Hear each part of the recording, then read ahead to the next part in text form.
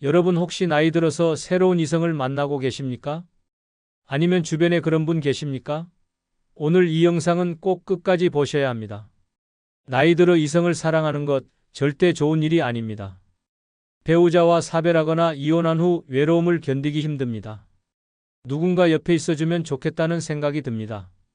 그래서 새로운 이성을 만나게 됩니다. 처음에는 좋습니다. 외로움이 사라지는 것 같습니다. 다시 젊어지는 것 같습니다. 하지만 그건 착각입니다. 시간이 지나면 문제가 생깁니다. 생각지도 못한 일들이 벌어집니다.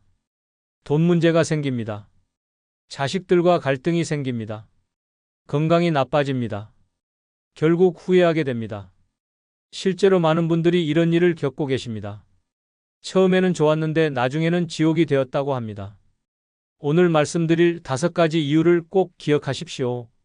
이 영상이 여러분의 노후를 지켜드릴 겁니다. 첫 번째, 자식들이 절대 이해하지 못합니다. 여러분은 혹시 새로운 사랑을 꿈꾸고 계십니까? 배우자를 잃고 나서 외로움을 달래줄 누군가를 만나고 싶지 않으십니까? 솔직히 말씀드리겠습니다. 그 마음 충분히 이해합니다. 하지만 현실은 냉혹합니다. 젊었을 때는 사랑이 자유로웠습니다. 누구를 만나든 내 마음대로였습니다. 주변에서 뭐라고 해도 상관없었습니다. 하지만 나이 들어서는 완전히 다릅니다. 특히 자식들이 있다면 더욱 그렇습니다. 자식들은 절대 받아들이지 못합니다. 아무리 설명해도 소용없습니다. 이해시키려고 애써도 안 됩니다. 오히려 더 화를 냅니다. 왜 그럴까요? 자식들 입장에서는 돌아가신 부모님을 배신하는 것처럼 느껴지기 때문입니다. 실제로 서울에 사시는 한명수 어르신 이야기를 들려드리겠습니다. 올해 72세이신 한 어르신은 3년 전에 부인을 잃으셨습니다. 50년을 함께 살았던 부인이 갑자기 세상을 떠났습니다. 처음 1년은 정말 힘들었습니다. 밥도 제대로 못 먹었습니다. 집에 혼자 있으면 눈물만 났습니다. 2년쯤 지나니까 조금 나아졌습니다. 그런데 외로움은 여전했습니다. 아침에 눈 떠도 말할 사람이 없었습니다. 저녁에 집에 들어와도 맞아줄 사람이 없었습니다. 밤이 되면 더 외로웠습니다. 이렇게 혼자 살다가 죽는 건가 하는 생각이 들었습니다. 그러던 어느 날 복지관에서 한 여성을 만났습니다.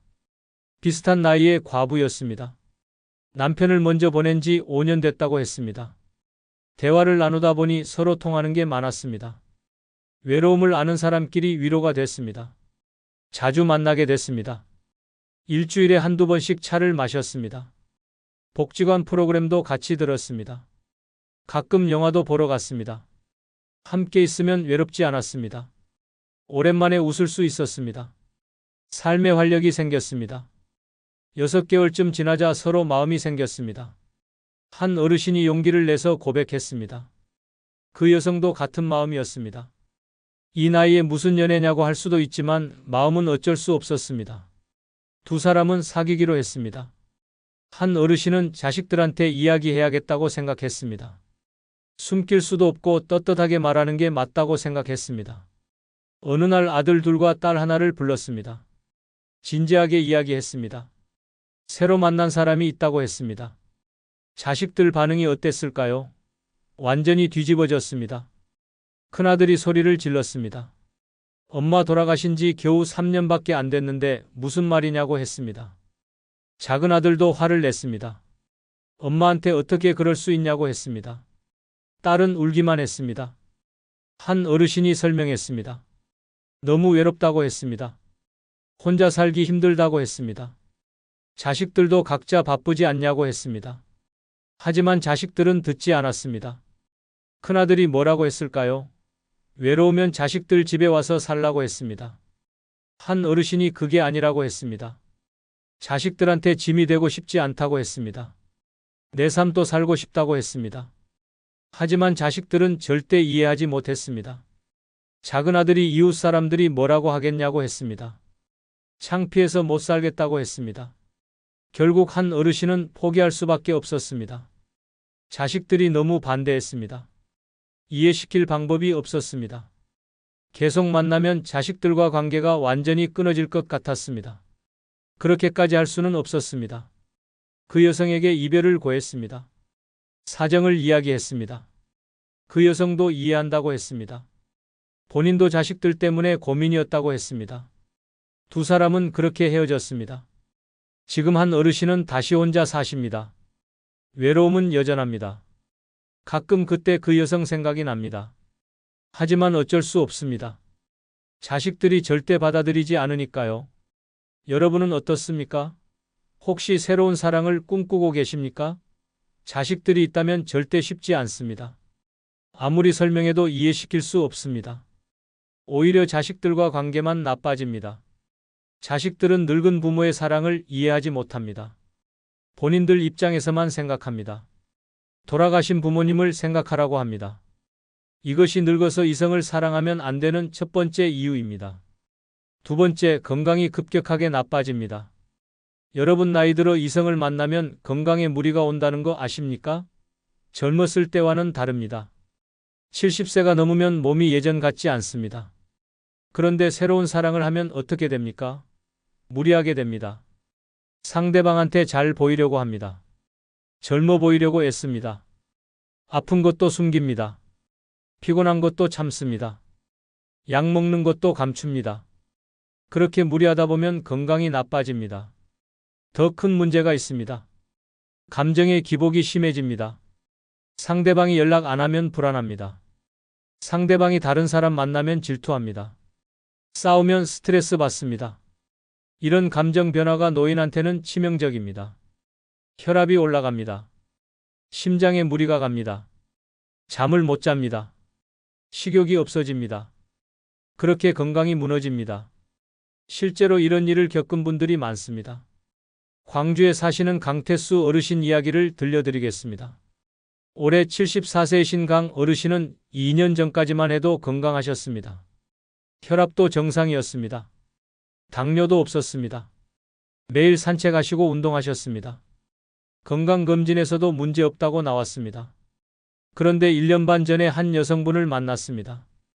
교회에서 만난 분이었습니다. 65세였습니다. 강 어르신보다 9살 어렸습니다. 강 어르신은 그분한테 반했습니다. 꼭 사귀고 싶었습니다. 그래서 젊어 보이려고 애썼습니다.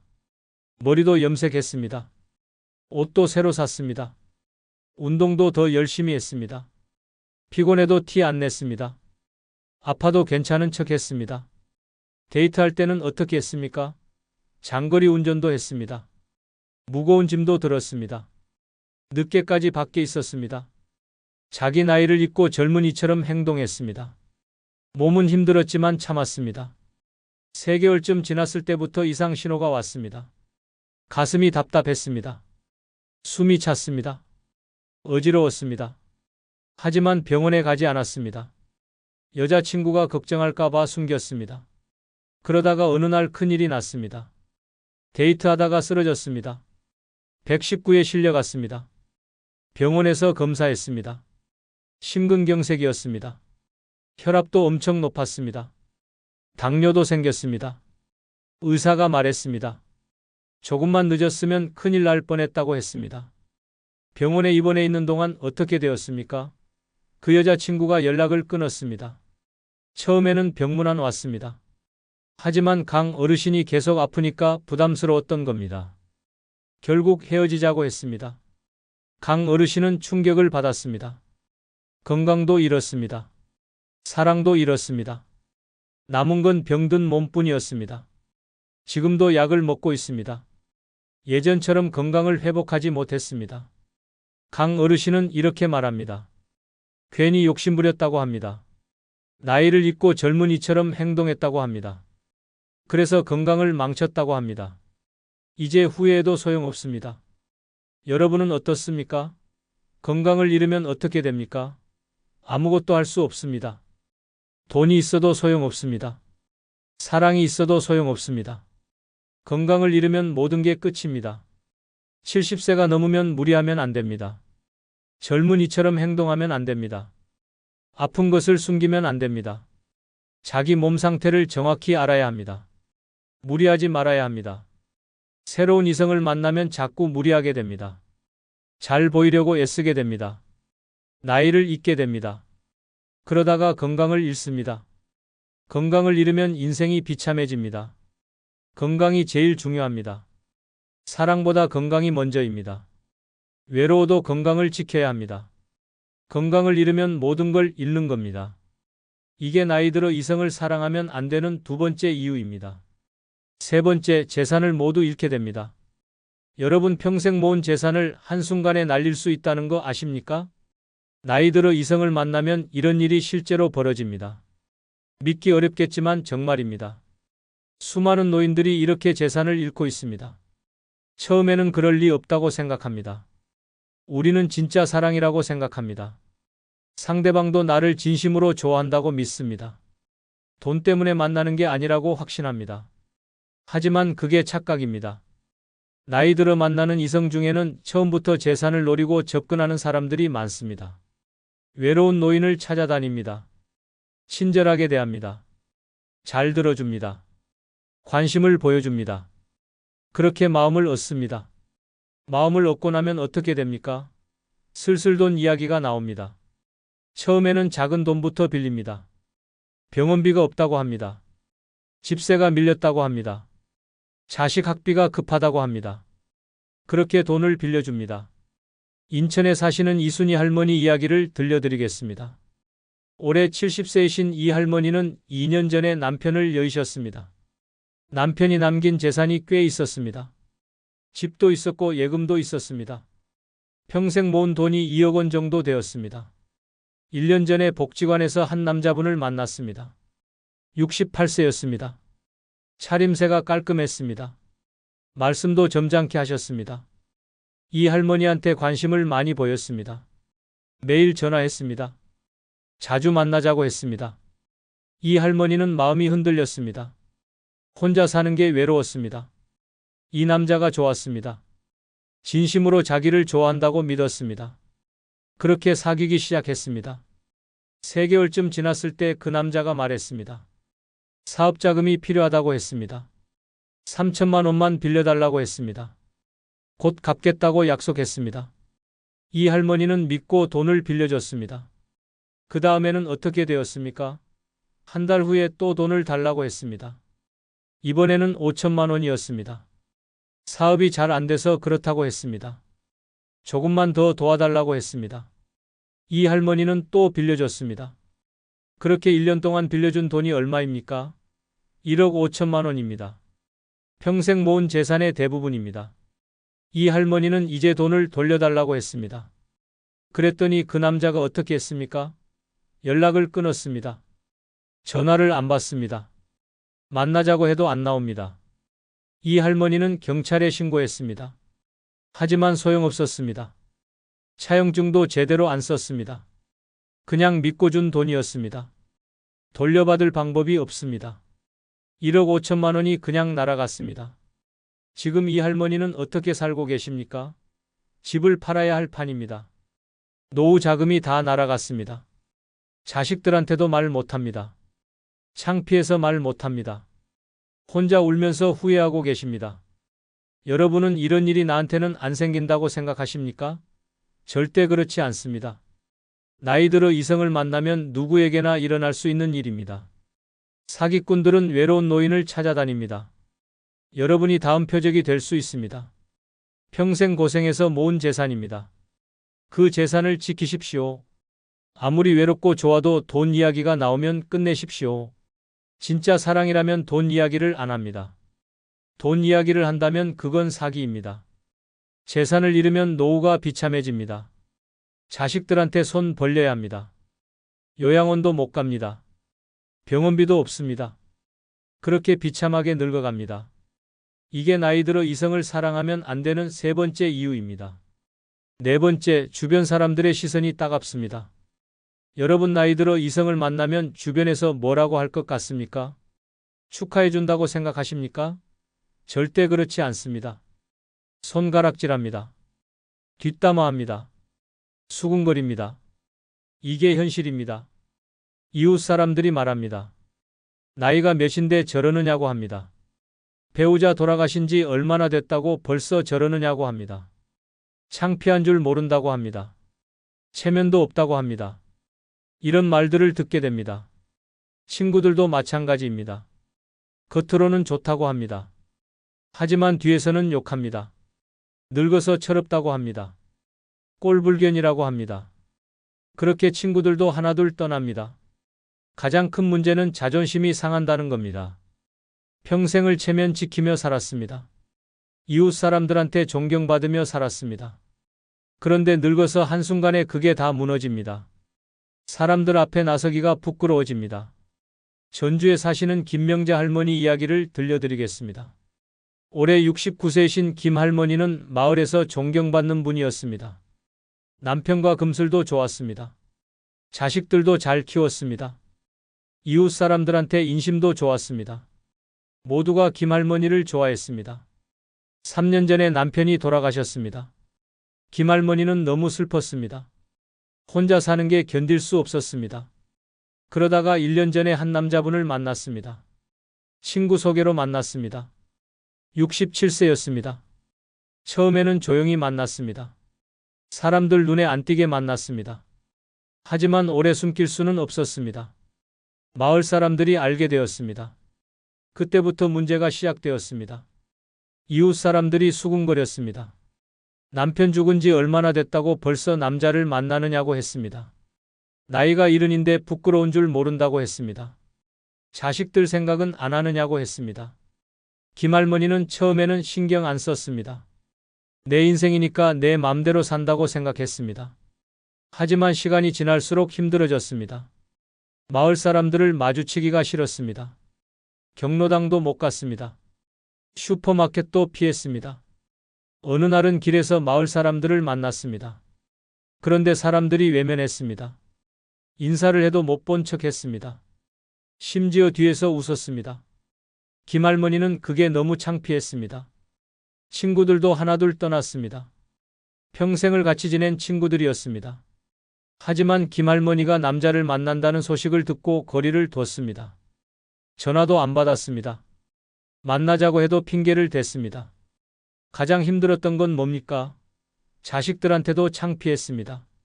자식들이 마을에 오면 이웃 사람들이 뭐라고 했겠습니까? 어머니가 남자 만나신다면서요? 이렇게 수군거렸을 겁니다. 자식들 입장에서 얼마나 창피했겠습니까? 결국 김할머니는 그 남자와 헤어졌습니다. 더 이상 견딜 수가 없었습니다. 주변 사람들 시선이 너무 따가웠습니다. 마을에서 살 수가 없었습니다. 하지만 이미 이미지는 망가졌습니다. 지금도 김할머니는 마을 사람들 만나기가 싫습니다. 경로당도 안 갑니다. 집에만 있습니다. 예전처럼 당당하게 못 다닙니다. 평생 쌓아온 명예가 한순간에 무너졌습니다. 여러분은 어떻습니까? 주변 사람들 시선 견딜 수 있습니까? 손가락질 당해도 괜찮습니까? 평생 쌓아온 명예를 포기할 수 있습니까? 절대 그럴 수 없습니다. 우리나라는 아직도 보수적입니다. 특히 나이 든 사람들 사이에서는 더 그렇습니다. 노인이 이성을 만나는 걸 좋게 보지 않습니다. 비난합니다. 수군거립니다. 이게 현실입니다. 평생을 체면 지키며 살았습니다. 이웃 사람들한테 인정받으며 살았습니다. 그런데 늙어서 그걸 다 포기하시겠습니까? 외로움 때문에 명예를 버리시겠습니까? 그건 너무 큰 대가입니다. 명예는 한번 잃으면 회복하기 어렵습니다. 사람들은 쉽게 잊지 않습니다. 평생 손가락질 당하며 살아야 합니다. 그렇게 비참하게 늙어갑니다.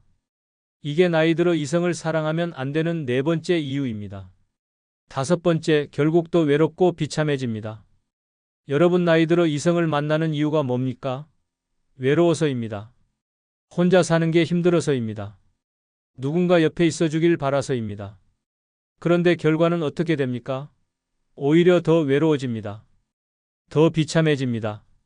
처음에는 좋습니다. 외로움이 사라진 것 같습니다. 누군가 옆에 있으니 든든합니다.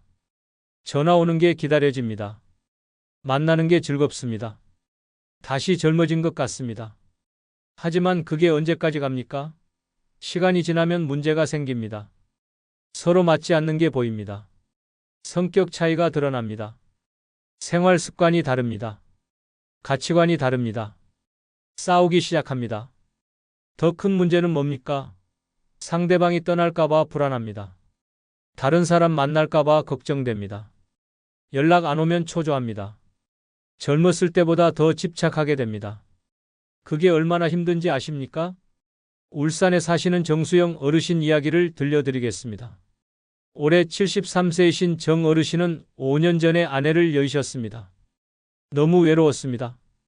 집에 혼자 있는 게 견딜 수 없었습니다. 자식들은 멀리 살았습니다. 친구들도 다 바빴습니다. 3년 전에 한 여성분을 만났습니다. 복지관에서 만났습니다. 66세였습니다. 정 어르신은 정말 좋았습니다. 이제 외롭지 않을 거라고 생각했습니다. 평생 같이 살고 싶었습니다. 처음 1년은 좋았습니다. 매일 전화했습니다. 자주 만났습니다. 여행도 다녔습니다. 정 어르신은 행복했습니다. 이 사람이 내 인생의 마지막 사랑이라고 생각했습니다. 그런데 2년 차부터 달라졌습니다. 그 여성분이 바빠졌습니다. 전화를 잘 안 받았습니다. 만나자고 해도 핑계를 댔습니다. 정 어르신은 불안했습니다. 혹시 다른 남자 만나는 건 아닐까 걱정했습니다. 그래서 어떻게 했습니까? 집 앞에서 기다렸습니다. 몰래 따라다녔습니다. 전화를 계속 걸었습니다. 문자를 수십 통 보냈습니다. 집착하기 시작했습니다. 그 여성분이 힘들어했습니다. 정 어르신한테 부담스럽다고 했습니다. 이렇게는 못 만나겠다고 했습니다. 정 어르신은 더 매달렸습니다. 제발 떠나지 말라고 애원했습니다. 하지만 소용없었습니다. 결국 그 여성분이 연락을 끊었습니다. 전화번호를 바꿨습니다. 복지관도 안 나왔습니다. 정 어르신을 완전히 피했습니다. 정 어르신은 충격을 받았습니다. 그 후로 정 어르신은 어떻게 되었습니까? 완전히 무너졌습니다. 밥도 안 먹었습니다. 잠도 못 잤습니다. 우울증에 걸렸습니다. 병원에 가야 했습니다. 약을 먹어야 했습니다. 지금 정 어르신은 혼자 삽니다. 그런데 예전보다 훨씬 더 외롭습니다. 사랑을 경험했기 때문입니다. 그 따뜻함을 알기 때문입니다. 그게 없어진 지금이 더 힘듭니다.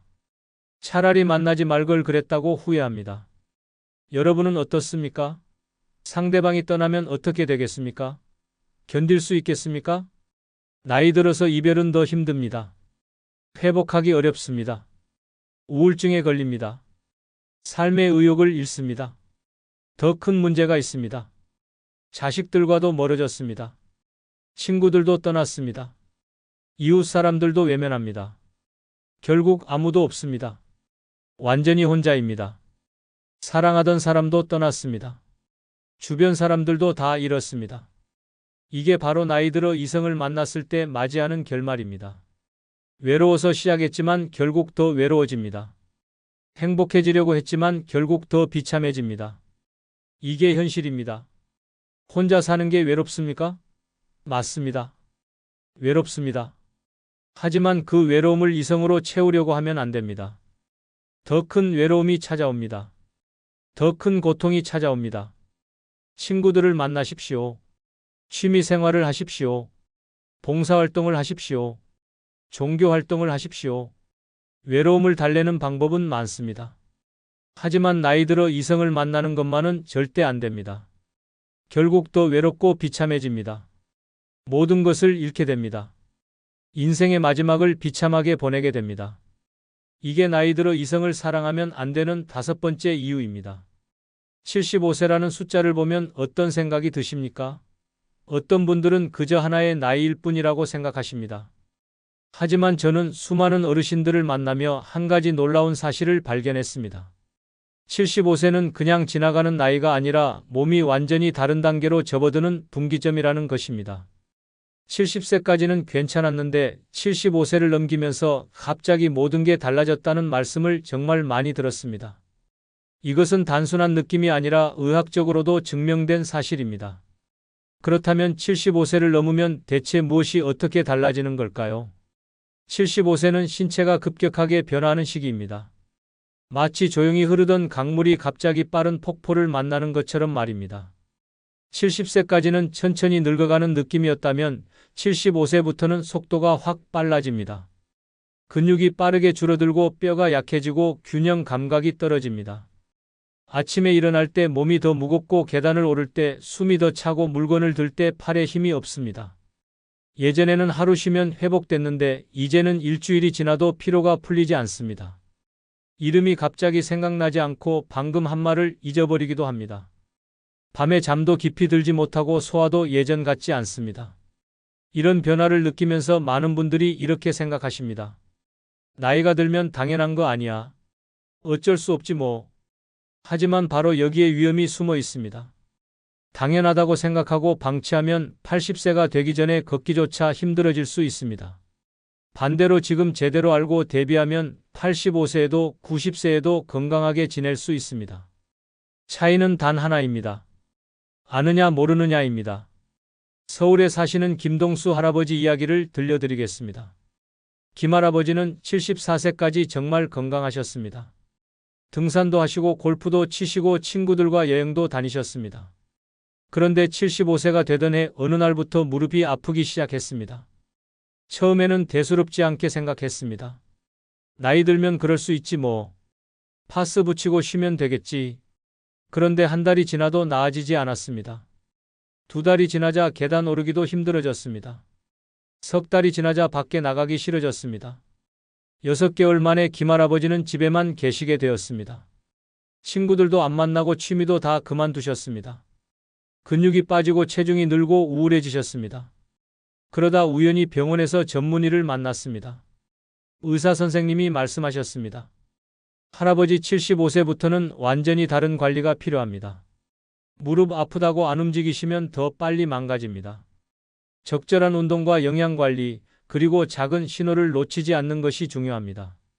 김할아버지는 그제야 깨달았습니다. 아, 내가 75세라는 분기점을 그냥 지나쳐버렸구나. 지금부터라도 달라져야겠구나. 지금 김할아버지는 78세이십니다. 매일 아침 가벼운 스트레칭을 하시고 걷기 운동을 하십니다. 무릎 관리도 받으시고 근력 운동도 하십니다. 예전만큼은 아니지만 다시 등산도 하시고 골프도 치십니다. 김할아버지는 말씀하십니다. 75세 때 제대로 알았더라면 이렇게 고생하지 않았을 텐데. 여러분은 저처럼 뒤늦게 후회하지 마세요. 75세는 인생의 끝이 아닙니다. 오히려 새로운 시작입니다. 몸이 보내는 신호를 제대로 알아차리고 적절하게 대응하면 80세, 90세까지도 건강하게 지낼 수 있습니다. 하지만 모르고 지나치면 76세, 77세에 급격히 무너질 수 있습니다. 그래서 오늘 이 영상이 정말 중요합니다. 지금부터 75세를 넘으면 갑자기 달라지는 것들, 그리고 그것들을 어떻게 대비해야 하는지 하나하나 알려드리겠습니다. 혹시 이렇게 생각하고 계신가요? 나는 아직 75세가 안 됐으니까 괜찮아. 아닙니다. 75세가 되기 전에 미리 알고 준비해야 합니다. 이미 75세가 넘으셨나요? 지금이라도 늦지 않았습니다. 지금부터 시작하면 됩니다. 중요한 것은 아는 것입니다. 알면 대비할 수 있고 대비하면 건강하게 살 수 있습니다. 소중한 구독과 좋아요 부탁드립니다. 끝까지 보시면 여러분의 건강한 노년을 지키는 비결을 알게 되실 겁니다. 첫 번째, 근육이 급격히 줄어듭니다. 75세를 넘으면 가장 먼저 나타나는 변화가 근육입니다. 60대와 70대 초반까지는 천천히 줄어들던 근육이 75세부터는 빠른 속도로 사라집니다. 의학적으로는 이것을 근감소증이라고 부릅니다. 70세까지 10년 동안 약 10% 줄어들던 근육이 75세부터 80세까지 단 5년 사이에 30% 가까이 줄어듭니다. 마치 댐에 수문을 연 것처럼 갑자기 빠져나가는 겁니다. 왜 이런 일이 벌어지는 걸까요? 이것은 단순한 노화가 아닙니다. 75세를 기점으로 우리 몸의 호르몬 균형이 무너지고 신진대사가 급격히 느려지기 때문입니다. 근육을 만드는 호르몬은 줄어들고 근육을 분해하는 호르몬은 늘어납니다. 게다가 식욕이 떨어지면서 단백질 섭취도 줄어듭니다. 이 모든 것이 복합적으로 작용하면서 근육이 빠르게 사라지는 겁니다. 근육이 줄어들면 어떻게 될까요? 가장 먼저 힘이 약해집니다. 예전에는 쉽게 들 수 있었던 물건이 무겁게 느껴집니다. 계단을 오르기 힘들어집니다. 의자에서 일어설 때도 팔로 짚어야 합니다. 문 손잡이를 돌리기도 벅찹니다. 병뚜껑을 열 수 없습니다. 이런 작은 일상의 불편함이 쌓이면서 삶의 질이 급격히 떨어집니다. 더 심각한 것은 균형 감각이 떨어진다는 점입니다. 근육이 줄어들면 몸을 지탱하는 힘이 약해지기 때문에 조금만 삐끗해도 넘어집니다. 문턱에 걸려 넘어지고 욕실에서 미끄러지고 길에서 중심을 잃습니다. 한번 넘어지면 큰 문제가 생깁니다. 골절로 이어지고 골절은 침대 생활로 이어지고 침대 생활은 더 빠른 근육 감소로 이어집니다. 부산에 사시는 박영희 할머니 이야기를 들려드리겠습니다. 박 할머니는 74세까지 아무 문제 없이 지내셨습니다. 장도 보시고 청소도 하시고 요리도 하셨습니다. 손주들 돌보는 것도 즐거웠습니다. 일주일에 3번은 등산도 하셨습니다. 그런데 75세가 되던 해봄부터 달라졌습니다. 장바구니가 무겁게 느껴지기 시작했습니다. 예전에는 한 손으로 들었는데 이제는 2손으로 들어야 했습니다. 청소기를 밀기 힘들었습니다. 10분만 밀어도 팔이 저리고 허리가 아팠습니다. 계단을 오르면 숨이 찼습니다. 등산은 생각도 못했습니다. 처음에는 그날 컨디션이 안 좋은가 보다 생각했습니다. 하지만 매일 그랬습니다. 몸이 무겁고 기운이 없었습니다. 6개월을 그렇게 보냈습니다. 점점 더 힘들어졌습니다. 손주들 안아주기도 힘들었습니다. 밖에 나가기 싫어졌습니다. 어느 날 박할머니는 집 앞 계단에서 넘어졌습니다. 아침에 신문 가지러 나가다가 발이 꼬이면서 그대로 넘어진 겁니다. 다행히 크게 다치지는 않았지만 정말 무서웠습니다. 평생 오르내린 계단인데 딸이 병원에 가자고 했습니다. 병원에 갔더니 의사가 여러 검사를 했습니다. 결과가 나왔습니다. 의사가 말했습니다. 할머니 큰 병은 없습니다. 하지만 근육이 많이 줄었습니다. 근감소 중입니다. 지금부터 근력 운동을 시작하셔야 합니다. 박할머니는 놀랐습니다. 75세에 무슨 운동을 해? 하지만 의사는 단호했습니다. 지금 안 하시면 1년 후에는 걷기도 힘들어집니다. 근육은 안 쓰면 더 빨리 사라집니다. 박할머니는 두려웠습니다. 그래서 시작했습니다. 복지관에서 하는 근력 운동 프로그램에 등록했습니다. 처음 가는 날 정말 떨렸습니다. 선생님이 설명을 했습니다. 의자에 앉았다 일어서기부터 할게요. 막상 해보니 힘들었습니다. 10번만 반복했는데 다리가 후들거렸습니다. 팔도 안 올라가고 다리도 떨렸습니다. 옆에 있는 다른 할머니들은 다 잘하는 것 같았습니다.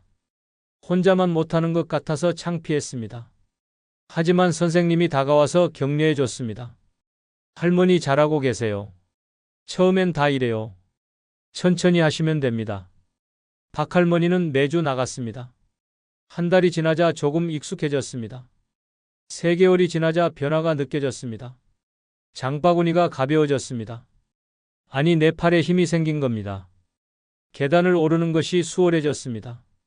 청소기도 예전처럼 밀 수 있었습니다. 6개월 후에는 청소도 예전처럼 할 수 있게 되었습니다. 손주들도 안아줄 수 있었습니다. 지금 박할머니는 77세입니다. 여전히 매주 운동하십니다. 넘어지지도 않습니다. 박할머니는 말씀하십니다.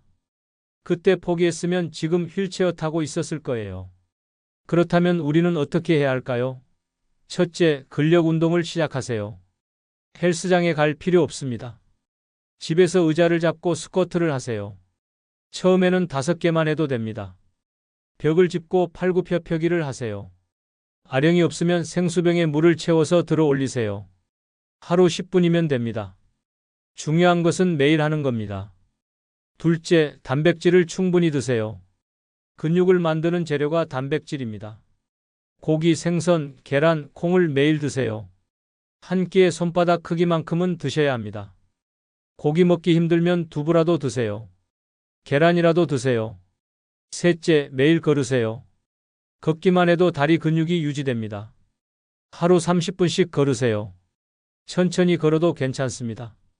중요한 것은 매일 걷는 겁니다. 중요한 것은 지금 당장 시작하는 겁니다. 75세가 넘었다고 포기하지 마세요. 지금이라도 시작하면 근육은 다시 생깁니다. 80세에 시작해도 늦지 않습니다. 근육은 나이와 상관없이 운동하면 만들어집니다. 근육이 있으면 넘어지지 않습니다. 넘어지지 않으면 다치지 않습니다. 다치지 않으면 건강하게 삽니다. 근육은 생명입니다. 두 번째, 낙상 위험이 급증합니다. 75세를 넘으면 두 번째로 나타나는 변화가 낙상 위험입니다. 젊었을 때는 넘어져도 금방 일어났습니다. 다쳐도 며칠이면 나았습니다. 그런데 75세가 넘으면 완전히 달라집니다. 한 번 넘어지면 큰 부상으로 이어집니다. 골절이 되고 입원으로 이어지고 더 큰 쇠약으로 이어집니다. 넘어지는 것은 생명을 위협하는 위험입니다. 통계를 보면 놀랍습니다. 75세 이상 노인의 30%가 1년에 한 번 이상 넘어집니다. 85세 이상은 50%가 넘습니다. 더 심각한 것은 넘어진 후 결과입니다. 골절된 노인의 절반은 1년 안에 다시 걷지 못합니다. 20%는 1년 안에 사망합니다. 왜 75세가 넘으면 넘어지기 쉬울까요? 첫째, 균형 감각이 떨어집니다. 귀 안쪽에 있는 평형기관이 약해집니다. 근육도 줄어들어서 몸을 지탱하는 힘이 약해집니다. 둘째, 시력이 나빠집니다. 계단의 높이를 제대로 판단하지 못합니다. 어두운 곳에서는 더욱 위험합니다. 셋째, 반응 속도가 느려집니다. 넘어질 것 같을 때 손을 내밀어 잡는 반응이 느립니다. 대전에 사시는 최기철 할아버지 이야기입니다. 최할아버지는 76세까지 건강하게 지내셨습니다. 매일 산책도 하시고 텃밭도 가꾸셨습니다. 어느 겨울날 아침이었습니다. 현관 앞이 얼어 있었습니다. 조심하려고 했습니다. 하지만 발을 헛디뎠습니다. 그대로 넘어졌습니다. 엉덩이를 세게 부딪혔습니다. 처음에는 괜찮다고 생각했습니다. 하지만 일어서려는데 다리에 힘이 안 들어갔습니다. 119를 불렀습니다. 병원에 갔더니 대퇴골 골절이었습니다. 수술을 받았습니다. 수술은 잘 끝났습니다. 하지만 문제는 그 다음이었습니다. 침대에 누워 지내야 했습니다. 한 달이 지나자 근육이 빠졌습니다. 두 달이 지나자 걷기가 힘들어졌습니다. 워커를 잡고 겨우 걸었습니다. 석 달이 지나자 우울해졌습니다. 예전처럼 산책도 못하고 텃밭도 못 갔습니다. 지금 최할아버지는 79세입니다. 여전히 지팡이를 짚고 걷습니다. 최할아버지는 말씀하십니다. 한 번 넘어진 게 내 인생을 바꿨어요. 그렇다면 어떻게 해야 할까요? 첫째, 집안을 안전하게 만드세요. 문턱을 없애세요. 욕실에 미끄럼 방지 매트를 깔으세요. 계단에 손잡이를 다루세요. 불필요한 물건을 치우세요. 전깃줄을 정리하세요. 어두운 곳에 조명을 설치하세요. 둘째, 균형 운동을 하세요. 한 발로 서기를 연습하세요. 처음에는 벽을 잡고 해도 됩니다. 10초만 서 있어도 좋습니다. 매일 하면 균형 감각이 좋아집니다. 발 뒤꿈치로 걷기도 좋습니다. 이런 운동이 넘어지는 것을 막아줍니다. 셋째, 신발을 신경 쓰세요. 슬리퍼는 위험합니다. 발에 맞는 운동화를 신으세요. 밑창이 미끄럽지 않은 신발을 신으세요. 집안에서도 실내화를 신으세요. 넷째, 약을 확인하세요. 어지럼증을 유발하는 약이 있습니다. 혈압약, 수면제가 그렇습니다. 의사에게 물어보세요. 필요하면 약을 바꾸세요. 다섯째, 눈을 검사하세요. 시력이 나빠지면 넘어지기 쉽습니다. 1년에 한 번은 안과 검진을 받으세요. 안경이 필요하면 맞추세요. 여섯째, 서두르지 마세요. 급하게 움직이면 넘어집니다. 천천히 움직이세요. 특히 밤에 화장실 갈 때 조심하세요. 침대에 앉아서 30초 정도 있다가 일어나세요.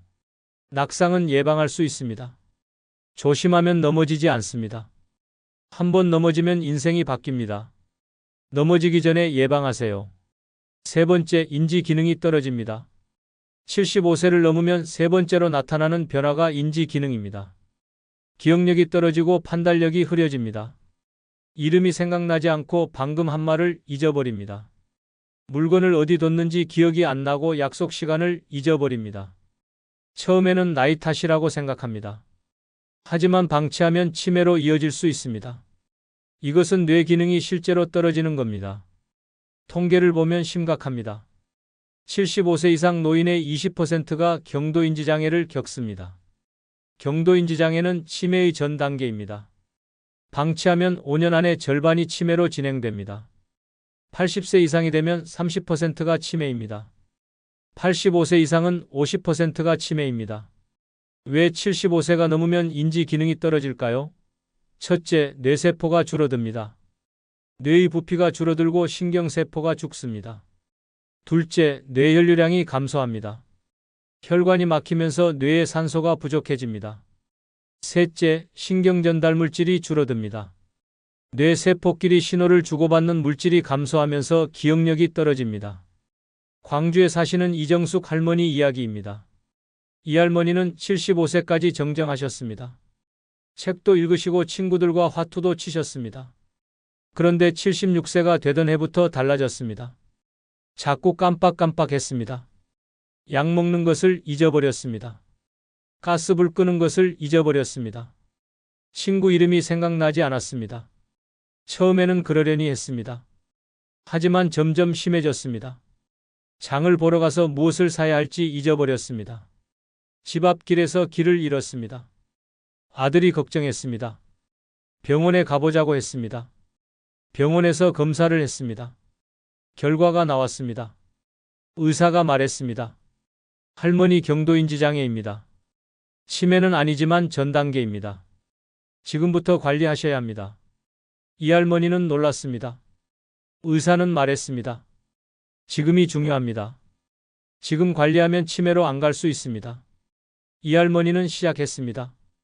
매일 산책을 했습니다. 복지관에서 두뇌 훈련 프로그램에 참여했습니다. 퍼즐도 맞추고 숫자 게임도 했습니다. 친구들과 화투도 계속 쳤습니다. 책도 읽었습니다. 1년이 지나자 조금 나아졌습니다. 깜빡하는 횟수가 줄었습니다. 2년이 지나자 더 좋아졌습니다. 지금 이 할머니는 79세입니다. 여전히 두뇌 훈련을 하십니다. 치매로 진행되지 않았습니다.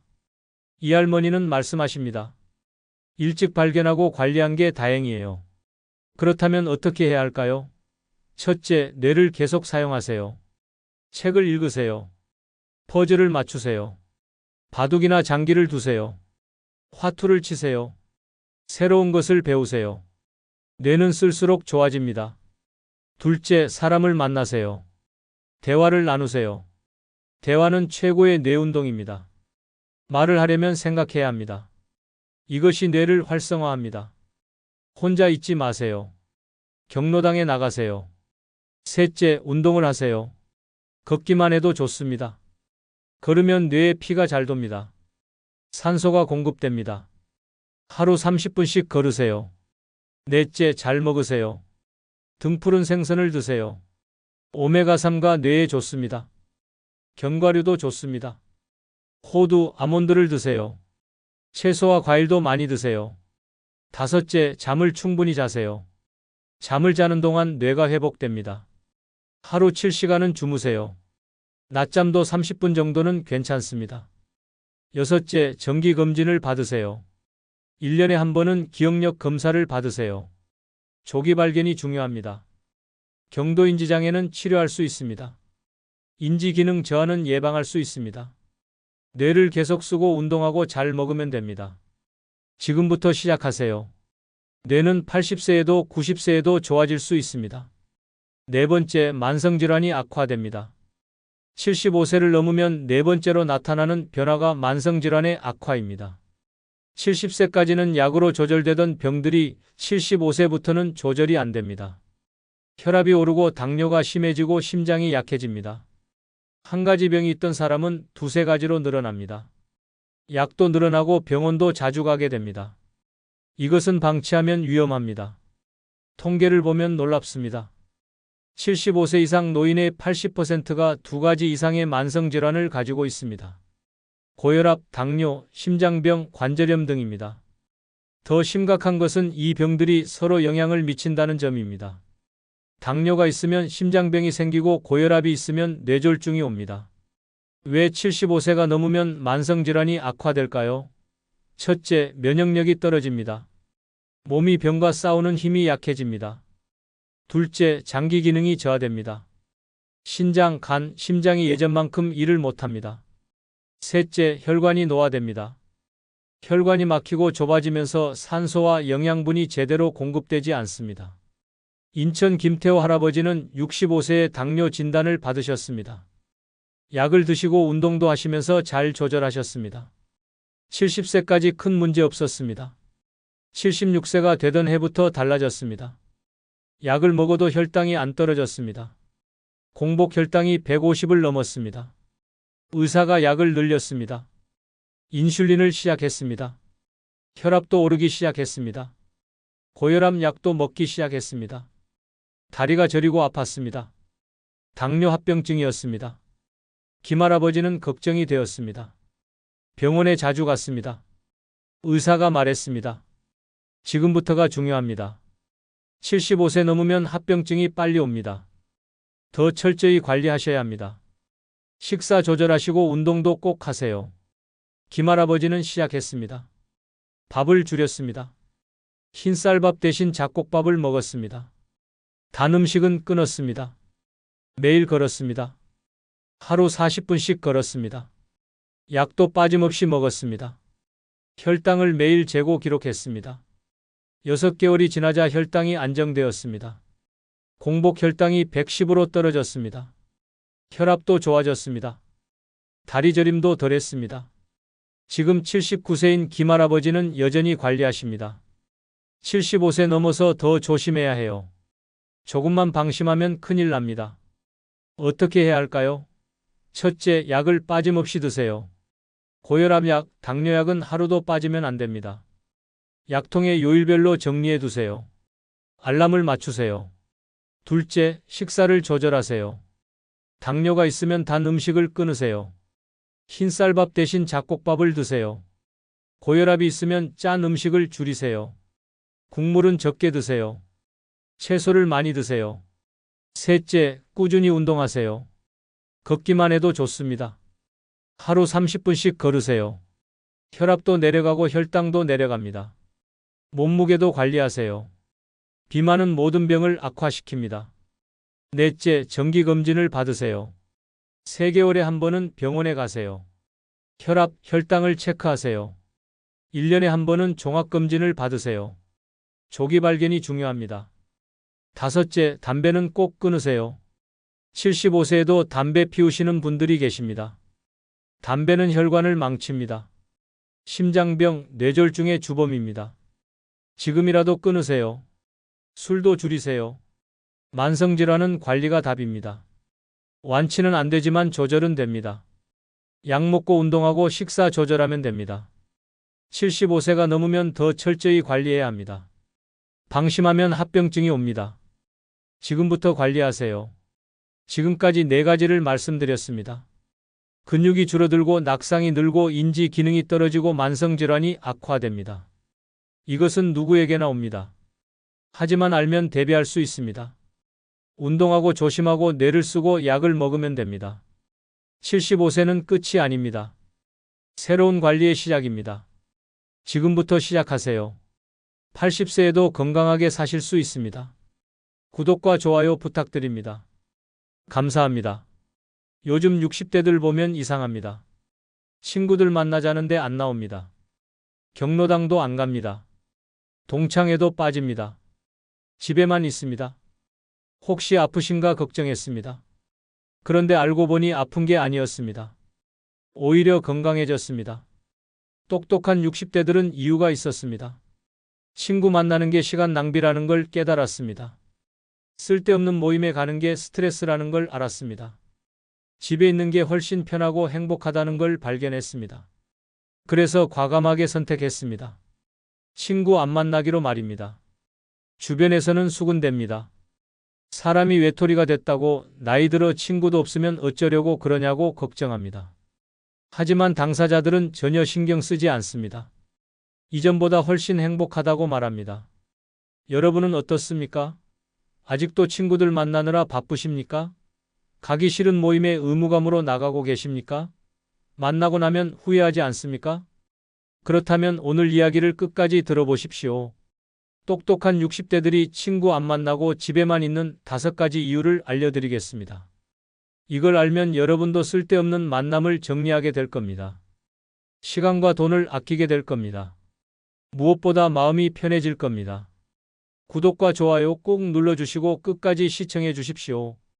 첫 번째 이유는 친구들 만나면 자랑 대결만 하기 때문입니다. 여러분은 친구 만나서 진짜 즐거우십니까? 솔직히 말해 보십시오. 만나면 자식 자랑, 손주 자랑, 돈 자랑만 하지 않습니까? 그런 이야기 듣는 게 재미있습니까? 전혀 아닙니다. 인천 연수구에 사시는 김모 씨, 64세 어르신의 이야기입니다. 김 씨는 한 달에 2번씩 고등학교 동창 모임에 나갔습니다. 30년을 한 번도 빠지지 않고 나갔습니다. 친구들이 소중하다고 생각했기 때문입니다. 그런데 최근 들어 모임이 지겹기 시작했습니다. 만나면 똑같은 패턴이었습니다. 누가 먼저랄 것도 없이 자랑이 시작됩니다. 아들이 대기업 다닌다, 딸이 의사와 결혼했다, 손주가 영재교육 받는다, 이런 이야기만 쏟아졌습니다. 심지어 해외여행 다녀온 이야기, 새로 산 차 자랑, 아파트값 올랐다는 이야기까지 나왔습니다. 김 씨는 들으면서 불편했습니다. 자기 자식은 평범한 회사 다닙니다. 손주도 그냥 평범합니다. 자랑할 게 없었습니다. 그냥 가만히 듣고만 있었습니다. 그러면 친구들이 물었습니다. 너희 아들은 뭐 하냐고, 손주는 어떠냐고 말입니다. 김 씨는 대답하기가 싫었습니다. 평범하게 잘 산다고 하면 동정하는 눈빛을 보냈습니다. 못 사는 친구 취급했습니다. 김 씨는 기분이 나빴습니다. 집에 오면 우울했습니다. 왜 나는 자랑할 게 없을까? 나는 실패한 인생인가 하는 생각이 들었습니다. 어느 날 김 씨는 결심했습니다. 이런 모임 더 이상 안 나가기로 말입니다. 친구들한테 연락했습니다. 건강이 안 좋아서 당분간 모임에 못 나간다고 했습니다. 친구들은 아쉬워했습니다. 하지만 김 씨는 홀가분했습니다. 그 후 6개월이 지났습니다. 김 씨는 한 번도 후회하지 않았습니다. 오히려 스트레스가 사라졌습니다. 친구들 자랑 듣느라 속 끓일 일이 없어졌습니다. 마음이 편해졌습니다. 건강도 좋아졌습니다. 지금 김 씨는 말합니다. 진짜 친구는 자랑하지 않는다고, 서로 있는 그대로 인정해주는 게 친구라고. 자랑만 하는 사람들은 친구가 아니라 그냥 아는 사람일 뿐이라고 말입니다. 여러분 주변에도 이런 친구들 있지 않습니까? 만나면 자기 자랑만 하는 사람들 말입니다. 그런 사람들과 시간 보내는 게 무슨 의미가 있습니까? 듣고 있으면 자존심만 상합니다. 더 큰 문제는 자랑이 거짓일 때도 많다는 겁니다. 아들이 잘 산다고 하지만 실제로는 빚이 많습니다. 손주가 영재라고 하지만 평범합니다. 과장하고 부풀립니다. 체면 때문입니다. 그런 거짓말 들으면서 스트레스 받을 필요 있습니까? 요즘 똑똑한 60대들은 이런 친구들을 정리했습니다. 자랑 대결하는 모임은 안 나갑니다. 대신 진짜 마음 편한 한두 명만 만납니다. 아니면 아예 혼자 있습니다. 그게 훨씬 낫다는 걸 알기 때문입니다. 친구가 많다고 좋은 게 아닙니다. 자랑만 하는 친구 100명보다 편한 친구 1명이 훨씬 소중합니다. 이제 친구를 숫자로 세지 마십시오. 질로 보십시오. 만나고 나서 기분 나쁜 사람은 친구가 아닙니다. 두 번째 이유는 친구 만나면 돈이 너무 많이 들기 때문입니다. 여러분은 친구 한 번 만나는데 얼마나 쓰십니까? 밥값, 차값, 커피값 계산해 보셨습니까? 한 달에 몇 번 만나십니까? 1년이면 얼마나 됩니까? 생각보다 엄청난 돈입니다. 부산 해운대구에 사시는 박모 씨, 67세 어르신의 놀라운 이야기입니다. 박 씨는 친구가 많았습니다. 고향 친구, 직장 동료, 동창 등 여러 모임에 속해 있었습니다. 일주일에 최소 3번은 친구들을 만났습니다. 인간관계가 넓다는 게 자랑이었습니다. 그런데 퇴직 후 문제가 생겼습니다. 수입이 줄었는데 만남은 그대로였습니다. 친구들 만날 때마다 지갑이 열렸습니다. 식사비만 해도 10,000원에서 20,000원씩 나갔습니다. 커피 한 잔 5,000원, 술 한 잔 하면 30,000원 이상 들었습니다. 박 씨는 어느 날 계산해 봤습니다. 한 달에 친구 만나는데 쓰는 돈이 무려 40만 원이 넘었습니다. 1년이면 거의 500만 원입니다. 박 씨는 충격받았습니다. 국민연금으로 받는 돈의 절반이 친구 만나는 데 들어갔습니다. 더 큰 문제는 번갈아 내는 게 아니라는 겁니다. 어떤 친구들은 계산할 때 화장실 간다고 자리를 뜹니다. 지갑이 없다고 핑계를 댑니다. 다음에 낸다고 하고 안 냅니다. 결국 착한 사람만 계속 냅니다. 박 씨가 그런 사람이었습니다. 박 씨는 화가 났습니다. 이건 친구가 아니라 돈 뜯어가는 사람들이었습니다. 박 씨가 돈을 내니까 만나는 거였습니다. 진짜 우정은 없었습니다. 돈으로 유지되는 관계였습니다. 박 씨는 결심했습니다. 돈 드는 만남은 다 정리하기로 말입니다. 모임 단톡방에서 나갔습니다. 친구들 연락에 답장 안 했습니다. 처음엔 서운해하는 사람들도 있었습니다. 하지만 시간이 지나자 아무도 연락하지 않았습니다. 그 후 1년이 지났습니다. 박 씨는 친구 만나는데 쓰던 돈을 저축했습니다. 500만 원이 모였습니다. 그 돈으로 부인과 제주도 여행을 다녀왔습니다. 손주들 용돈도 넉넉하게 줬습니다. 평생 하고 싶었던 사진 강좌도 등록했습니다. 박 씨는 지금 말합니다. 친구 만나는데 쓰던 돈을 나를 위해 썼더니 인생이 달라졌다고. 돈 내고 스트레스 받는 만남이 무슨 의미가 있느냐고. 그 돈으로 정말 하고 싶은 일을 해야 한다고 말입니다. 여러분은 어떻습니까? 친구 만나는데 돈 얼마나 쓰고 계십니까? 매번 여러분이 계산하지 않습니까? 그 친구들이 여러분한테 돈 한 번이라도 써줬습니까? 요즘 똑똑한 60대들은 계산했습니다. 친구 만나는 비용과 얻는 것을 비교해 봤습니다. 결과는 명확했습니다. 손해였습니다. 그래서 돈 드는 만남을 다 정리했습니다. 돈을 아끼자는 게 아닙니다. 쓸데없는 곳에 쓰지 말자는 겁니다. 진짜 친구라면 집에서 라면 끓여 먹어도 좋습니다. 공원 산책하면서 이야기해도 됩니다. 돈 안 들이고도 얼마든지 만날 수 있습니다. 하지만 매번 식당 가고 카페 가고 술집 가는 친구들은 다릅니다. 그런 친구들은 만남이 목적이 아닙니다. 먹고 마시는 게 목적입니다. 그런 사람들한테 돈 쓸 필요 없습니다. 60대는 수입이 정해져 있습니다. 국민연금이나 저축한 돈으로 살아갑니다. 한 푼이 아깝습니다. 그 돈을 친구들한테 쓸 게 아니라 여러분 자신을 위해 쓰십시오. 여행 가십시오. 취미생활 하십시오. 손주들한테 주십시오. 친구 만나는 데 쓰는 돈 1년이면 수백만 원입니다. 그 돈이면 할 수 있는 게 정말 많습니다. 이제 돈 계산 좀 하십시오. 똑똑하게 사십시오. 세 번째 이유는 친구 만나면 뒷담화와 험담만 하기 때문입니다. 여러분은 친구들과 무슨 이야기를 하십니까? 솔직히 생각해 보십시오. 안 온 친구 욕하지 않습니까? 다른 사람 험담하지 않습니까? 누구네 집안이 어떻다, 누구는 못 산다, 이런 이야기만 하지 않습니까? 그런 이야기 하고 나면 기분이 좋습니까? 광주 서구에 사시는 정모 씨, 63세 어르신의 충격적인 이야기입니다. 정 씨는 대학 동창 모임에 열심히 나갔습니다. 한 달에 한 번씩 만났습니다. 20년 넘게 계속된 모임이었습니다. 우정이 깊다고 생각했습니다. 그런데 어느 날 정 씨는 깨달았습니다. 모임에서 하는 이야기가 전부 뒷담화였습니다. 오늘 안 온 친구 험담으로 시작됩니다. 왜 안 왔을까? 요즘 잘 안 나온다. 뭔가 문제 있는 것 같다. 이런 식으로 말이 시작됩니다.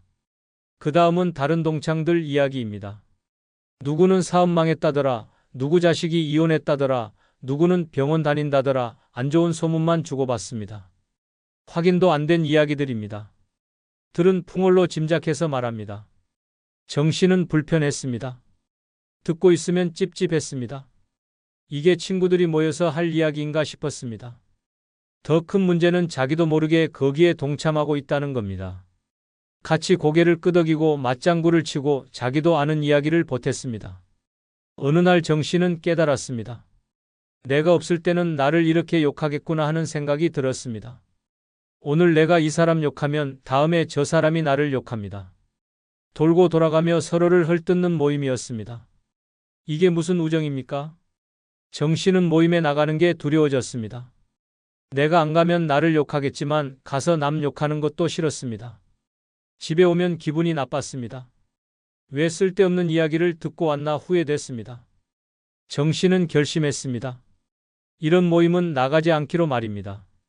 단톡방도 나갔습니다. 친구들이 연락했지만 핑계를 대고 안 나갔습니다. 처음 몇 달은 미안한 마음이 들었습니다. 하지만 시간이 지나니 홀가분했습니다. 6개월 후 정 씨는 우연히 옛 친구 한 명을 만났습니다. 그 친구가 말했습니다. 요즘 모임에서 정씨 이야기를 한다고 왜 안 나오냐며 수군댄다고 말입니다. 정씨는 웃었습니다. 역시나였습니다. 내가 없으니 나를 욕하는 겁니다. 정씨는 지금 말합니다. 험담하는 모임에서 벗어나니까 마음이 편하다고, 남 험담하느라 시간 낭비할 필요 없다고, 그런 친구들과는 연을 끊는 게 맞다고 말입니다. 여러분은 어떻습니까? 친구 모임에서 무슨 이야기를 하십니까? 안 온 사람 욕하고 있지 않습니까? 다른 사람 불행한 이야기만 찾아다니지 않습니까? 그런 이야기가 재미있습니까? 요즘 똑똑한 60대들은 알았습니다. 험담하는 모임은 시간 낭비라는 걸 말입니다. 그래서 그런 자리에 안 갑니다. 험담 들으면 기분만 나쁩니다. 자기도 욕먹는다는 걸 압니다. 진짜 친구는 험담하지 않습니다. 만나서 좋은 이야기를 나눕니다. 서로 격려하고 응원합니다. 없는 사람 흉보지 않습니다. 그런 친구가 진짜입니다. 하지만 대부분의 노인 모임은 다릅니다. 험담과 뒷담화로 시간을 보냅니다. 남의 불행을 즐깁니다. 그게 유일한 재미입니다. 그런 모임에 나갈 이유가 없습니다. 여러분도 생각해 보십시오. 모임에서 나오면 뒤끝이 남지 않습니까? 쓸데없는 이야기 듣고 기분 나쁘지 않습니까? 그렇다면 그만 나가십시오. 시간 아깝습니다. 60대는 남은 시간이 소중합니다. 험담 듣느라, 험담하느라 시간 낭비할 여유가 없습니다. 그 시간에 책을 읽고 운동을 하고 취미 생활을 하십시오. 훨씬 생산적입니다. 험담하는 친구들 과감하게 정리하십시오. 그 사람들은 여러분을 행복하게 만들지 못합니다. 오히려 불행하게 만듭니다. 이제 선택하십시오. 네 번째 이유는 친구 만나면 피곤하고 건강이 나빠지기 때문입니다. 여러분은 친구 만나고 나면 어떻습니까? 기운이 빠지지 않습니까? 집에 와서 쓰러지듯 눕지 않습니까? 다음날 몸이 안 좋지 않습니까? 60대 몸은 예전과 다릅니다. 친구 만나는 것도 이제는 체력 소모입니다. 대전 유성구에 사시는 이모 씨, 66세 어르신의 놀라운 이야기입니다. 이 씨는 사교적인 사람이었습니다. 친구들과 자주 만났습니다. 일주일에 서너 번은 나갔습니다. 저녁 모임도 마다하지 않았습니다. 활동적으로 사는 게 건강에 좋다고 생각했습니다. 그런데 작년부터 이상한 증상이 나타났습니다. 친구 만나고 오면 기진맥진했습니다. 다음날 아침에 일어나기 힘들었습니다. 두통이 왔습니다. 소화도 안 됐습니다. 병원에 가봤지만 특별한 병은 아니었습니다. 의사가 말했습니다. 스트레스와 피로 때문이라고 말입니다. 이 씨는 깨달았습니다. 친구 만나는 게 스트레스였습니다. 만나기 전부터 걱정됩니다. 무슨 옷을 입을까, 무슨 말을 할까, 실수하지 않을까 신경 쓰입니다. 만나서는 계속 긴장합니다. 표정 관리하고 말 조심하고 분위기 파악하느라 피곤합니다. 특히 술이 문제였습니다. 친구들 만나면 술을 마십니다. 거절하면 분위기 깨진다고 합니다. 억지로 마십니다. 예전에는 괜찮았습니다. 지금은 다릅니다. 한 잔만 마셔도 다음날 힘듭니다. 머리가 깨질 듯 아픕니다. 며칠을 고생합니다. 식사도 문제입니다. 친구들과 만나면 기름진 음식을 먹습니다. 고기, 튀김, 찌개, 소화하기 힘든 음식들입니다. 집에서는 절대 안 먹는 음식입니다. 하지만 밖에서는 어쩔 수 없이 먹습니다. 그러면 속이 더부룩합니다. 소화제를 달고 삽니다. 이 씨는 병원에서 혈압약을 받았습니다. 의사가 말했습니다. 스트레스를 줄이고 규칙적으로 생활하라고, 술을 끊고 기름진 음식을 피하라고 말입니다. 이 씨는 고민했습니다. 그러려면 친구 만남을 줄여야 했습니다. 이 씨는 결심했습니다.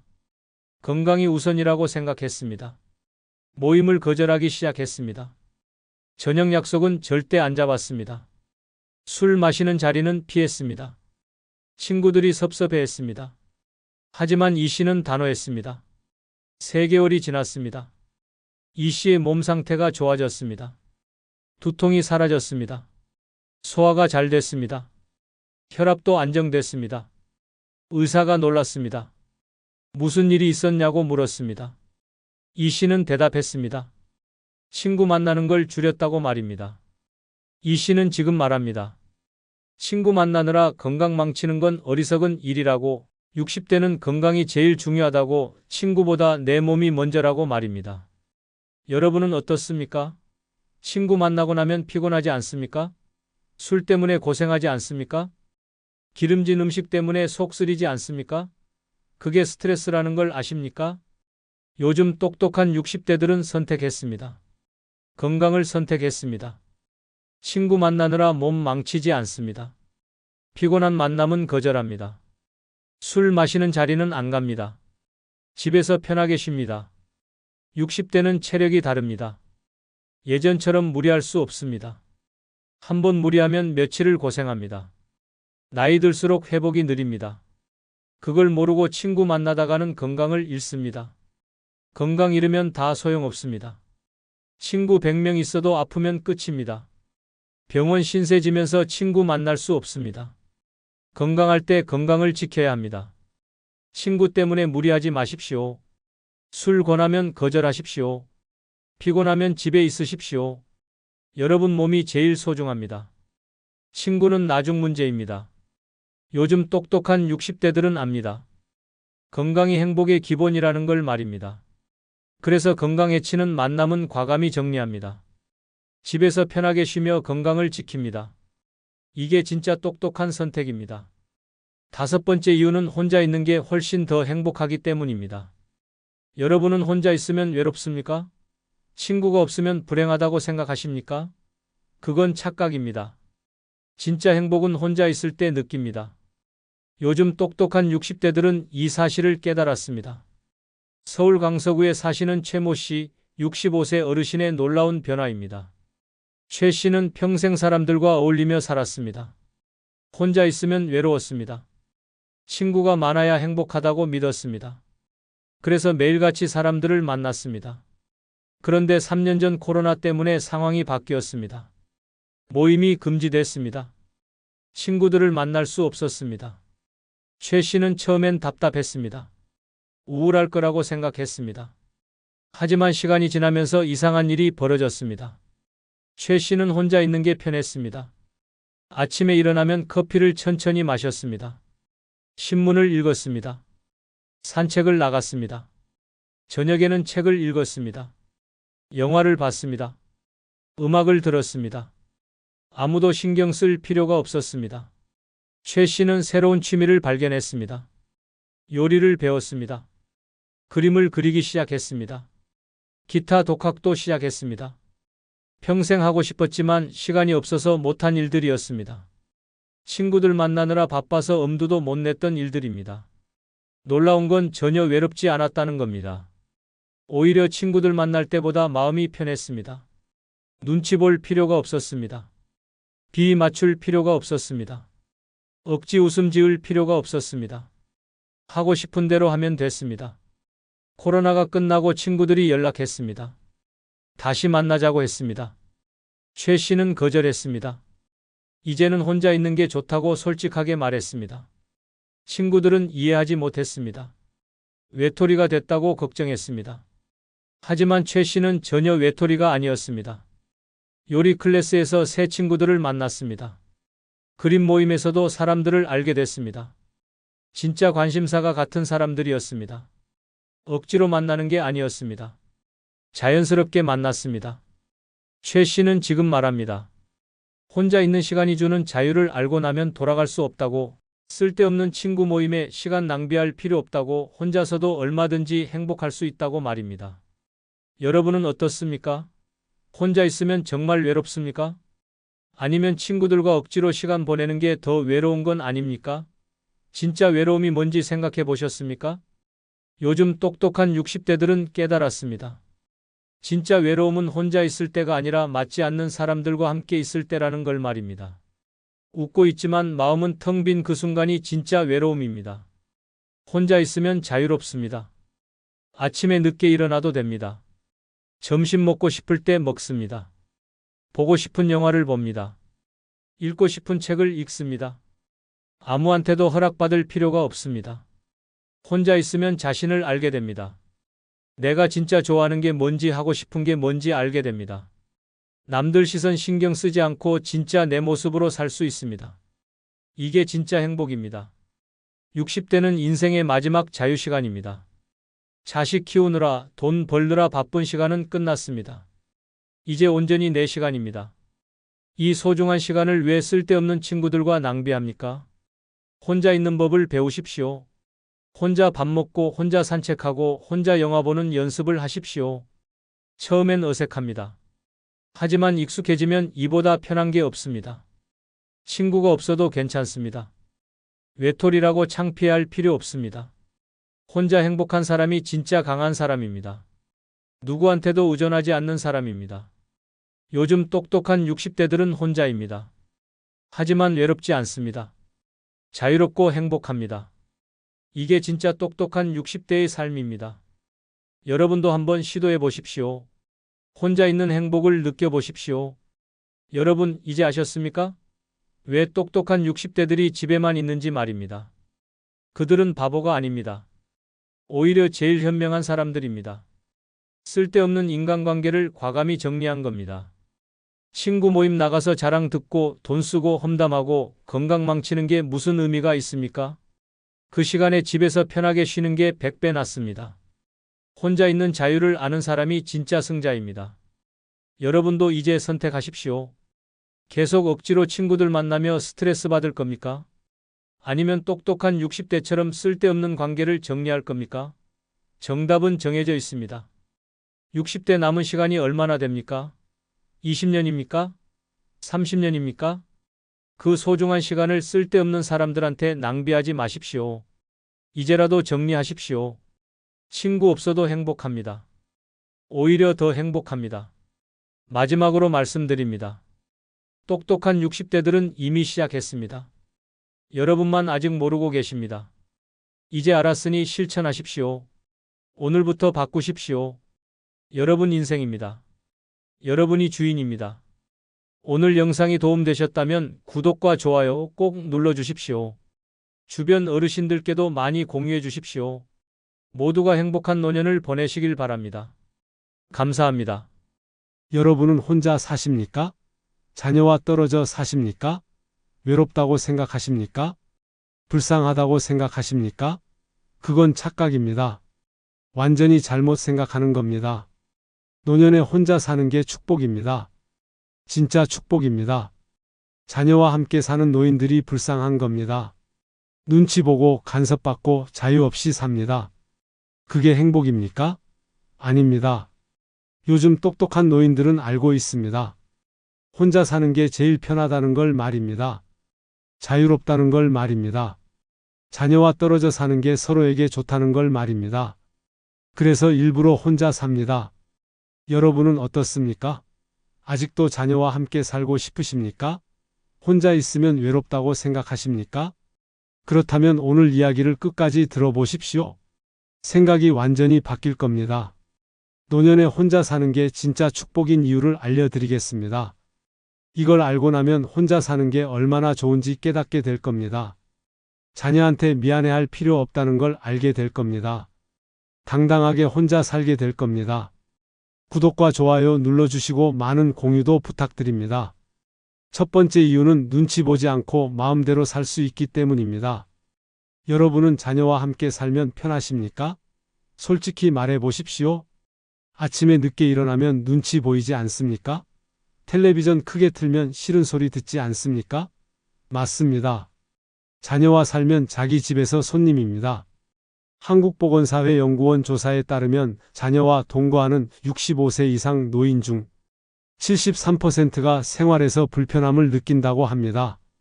10명 중 7명이 눈치 본다는 겁니다. 이게 행복한 노년입니까? 서울 강동구에 사시는 박모 씨 70세 어르신의 답답한 이야기입니다. 박 씨는 아들 집에서 살았습니다. 아들이 모시고 살자고 했습니다. 효바라고 생각했습니다. 좋은 아들을 뒀다고 자랑했습니다. 하지만 6개월 만에 후회했습니다. 아침에 일어나면 며느리가 벌써 일어나 있었습니다. 박 씨가 늦게 일어나면 표정이 안 좋았습니다. 말은 안 해도 느껴졌습니다. 게으르다고 생각하는 것 같았습니다. 박 씨는 일찍 일어나야 했습니다. 자고 싶어도 못 잤습니다. 화장실도 문제였습니다. 아침에 화장실 가려고 하면 손주가 쓰고 있었습니다. 기다려야 했습니다. 급한데도 참아야 했습니다. 자기 집인데 화장실도 마음대로 못 갔습니다. 거실에서 텔레비전 보고 싶었습니다. 트로트 보고 싶었습니다. 하지만 손주들이 만화 봤습니다. 박 씨는 양보했습니다. 자기 방으로 들어갔습니다. 작은 텔레비전으로 봤습니다. 소리도 작게 틀어야 했습니다. 시끄럽다고 할까봐 말입니다. 저녁에 친구한테 전화하고 싶었습니다. 하지만 조용히 해야 했습니다. 손주들 공부한다고 했습니다. 박 씨는 속삭이듯 통화했습니다. 불편했습니다. 더 웃긴 건 뭔지 아십니까? 손주들은 공부는 안 하고 헤드폰 끼고 게임했습니다. 박 씨만 조용히 한 겁니다. 냉장고에서 뭘 꺼내 먹으려고 했습니다. 며느리가 그건 손주 간식이라고 했습니다. 저건 아들이 먹으려고 산 거라고 했습니다. 박 씨는 먹지 못했습니다. 자기가 돈 주고 산 냉장고인데 말입니다. 친구들이 놀러 오고 싶어 했습니다. 박 씨는 거절했습니다. 며느리 눈치 보였습니다. 집에 사람 오는 거 싫어했습니다. 박 씨는 밖에서 친구를 만났습니다. 자기 집인데 친구도 못 부르는 겁니다. 1년을 참았습니다. 더 이상 못 견뎠습니다. 박 씨는 결심했습니다. 나가서 혼자 살겠다고 했습니다. 아들은 섭섭해했습니다. 며느리는 뭐가 불만이냐고 물었습니다. 더 웃긴 건 뭔지 아십니까? 며느리는 진짜 모르고 있었습니다. 자기가 시어머니한테 얼마나 눈치 줬는지 말입니다. 박 씨는 작은 원룸을 얻었습니다. 혼자 살기 시작했습니다. 6개월이 지났습니다. 박 씨는 말합니다. 이게 천국이라고 말입니다. 아침에 늦게 일어나도 됩니다. 화장실 마음대로 갑니다. 텔레비전 크게 봅니다. 친구 부릅니다. 냉장고에서 마음대로 먹습니다. 박 씨는 지금 말합니다.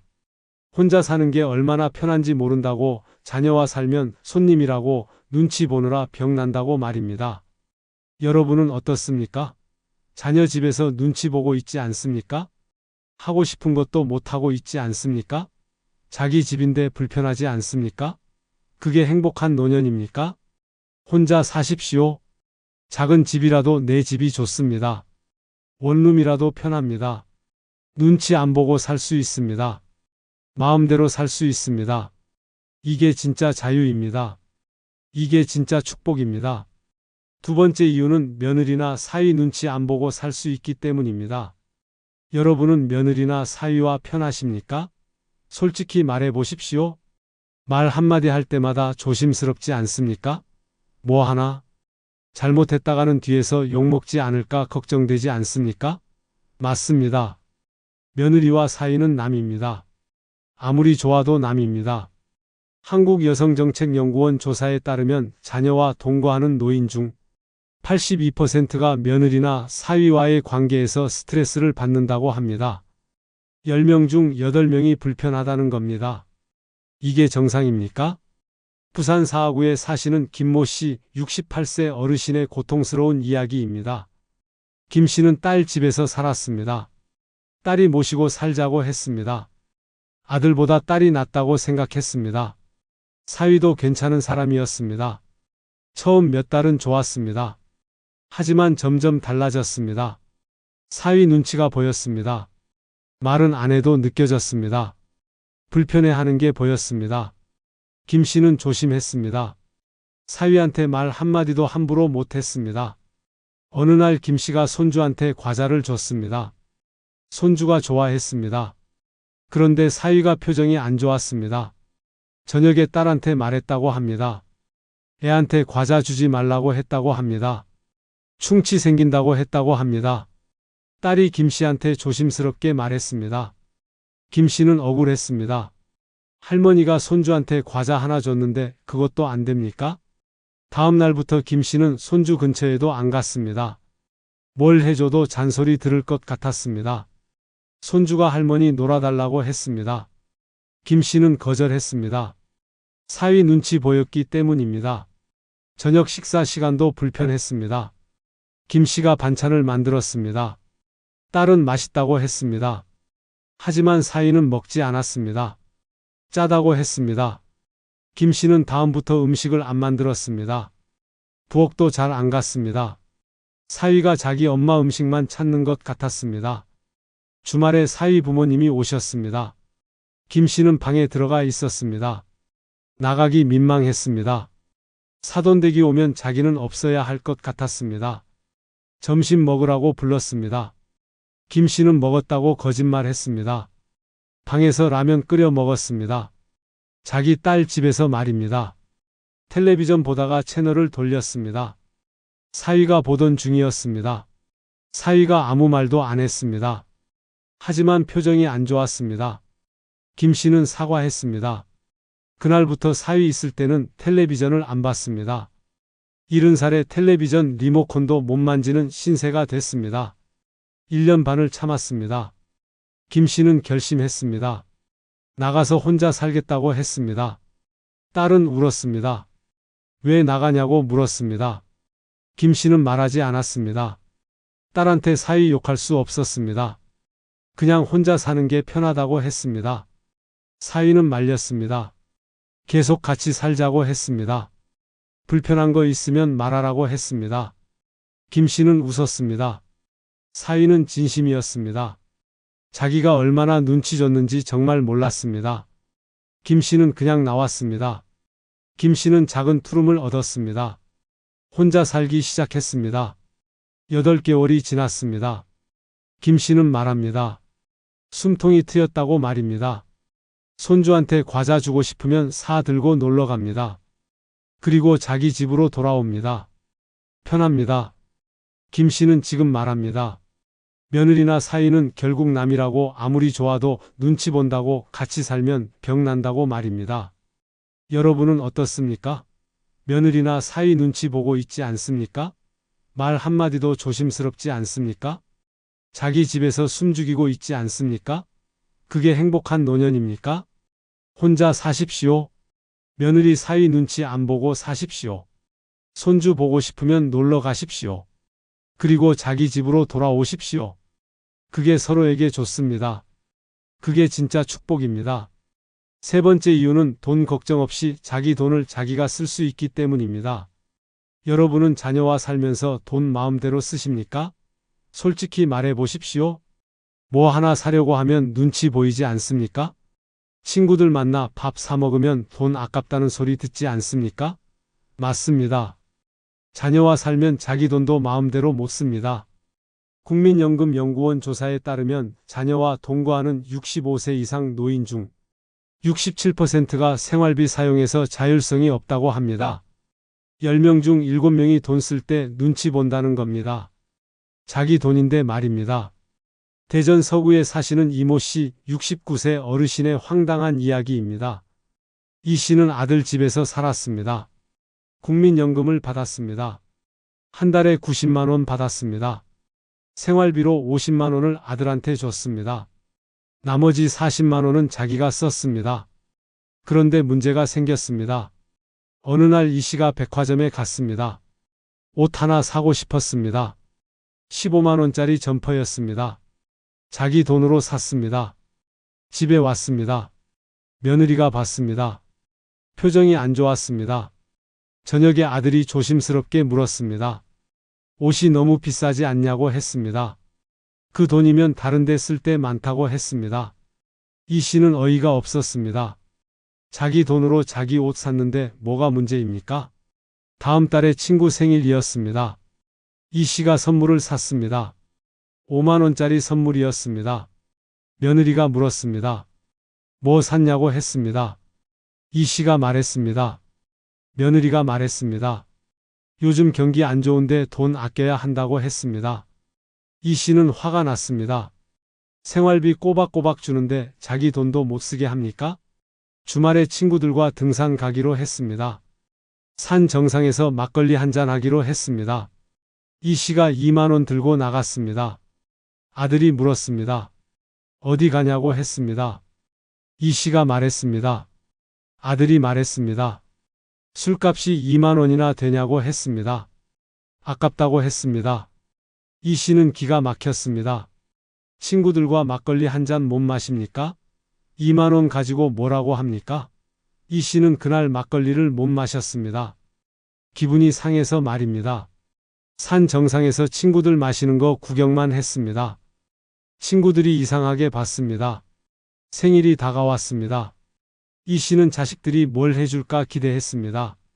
생일날 아들이 케이크를 사왔습니다. 편의점 케이크였습니다. 10,000원짜리였습니다. 며느리가 미역국을 끓여줬습니다. 그게 전부였습니다. 선물은 없었습니다. 이 씨는 서운했습니다. 생활비로 한 달에 50만 원씩 주는데 생일 선물 하나 없습니까? 친구들은 자식들이 외식 시켜줬다고 했습니다. 선물도 받았다고 했습니다. 이 씨는 부러웠습니다. 다음 달에 이 씨는 결심했습니다. 나가서 혼자 살기로 했습니다. 아들이 만류했습니다.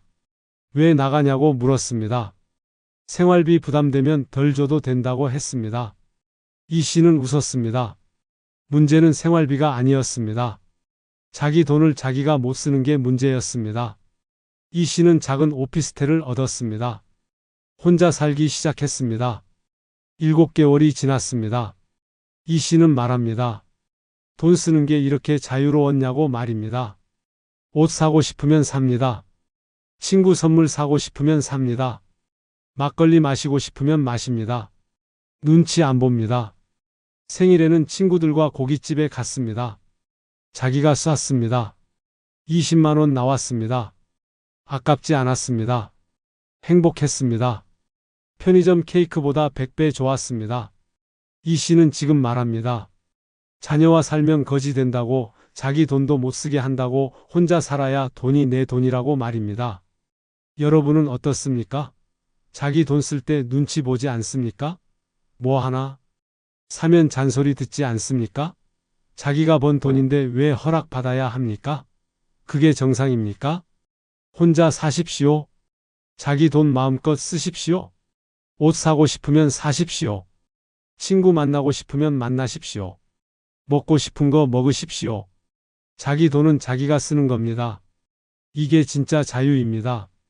이게 진짜 축복입니다. 네 번째 이유는 손주 육아에 시달리지 않아도 되기 때문입니다. 여러분은 손주 키우고 계십니까? 예쁘다고만 생각하십니까? 솔직히 말해 보십시오. 손주 돌보느라 지치지 않습니까? 허리 아프고 다리 아프지 않습니까? 맞습니다. 손주는 예쁘지만 키우는 건 다른 문제입니다. 한국보건사회연구원 조사에 따르면 자녀와 동거하며 손주를 돌보는 65세 이상 노인 중 78%가 육체적 피로를 호소한다고 합니다. 10명 중 8명이 힘들다는 겁니다. 이게 행복한 노년입니까? 인천 부평구에 사시는 정모 씨 67세 어르신의 고단한 이야기입니다. 정 씨는 아들 집에서 살았습니다. 손주가 둘이었습니다. 5살, 3살이었습니다. 정 씨는 손주가 예뻤습니다.